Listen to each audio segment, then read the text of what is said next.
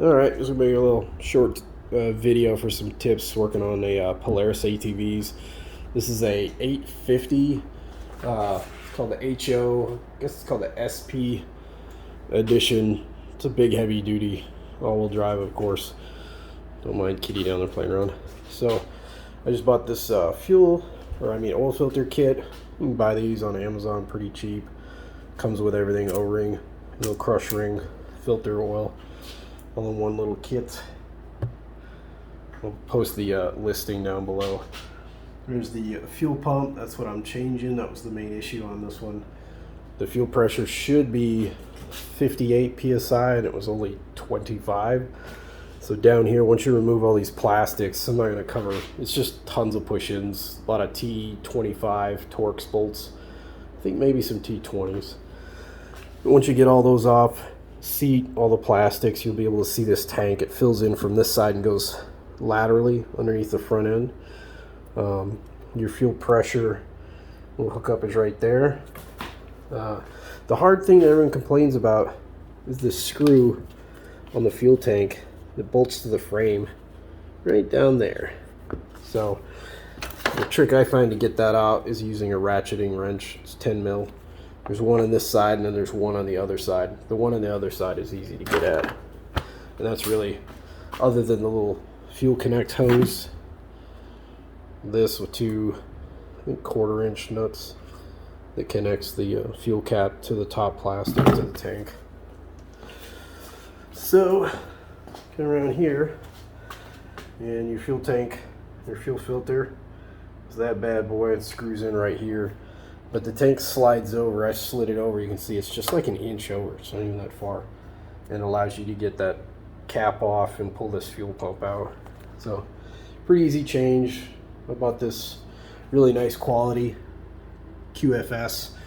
I put one of those in my Harley a few years back and love it. It's good quality pumps, so I highly recommend that. But this is the other mount that holds your tank in, and then on the top you're going to have one connector on top of the fuel pump and this plastic fuel inlet, and it has two plastic tabs shaped like a C. You got to pry them out and pull it out to allow this thing to slide up. You got to be careful with thanks you gotta be careful with all these plastic tabs. Of course, things get brittle. I'm also changing the LEDs, these headlights.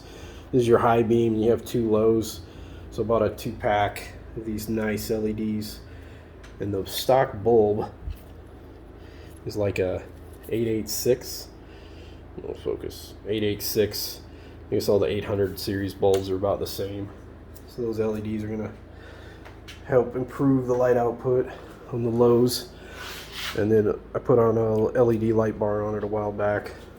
So anyways, hope that helps some people out. And there's also this shifter. You can pop the cap off, and there's a T25 Torx down in it. I actually pulled the fairing by wiggling it and just slid off, but you can take that off. I guess that helps pulling that fairing off. Other than that, it's not terribly difficult. It's just a lot of plastics, and there's all these push-ins. Definitely get you one of these tools.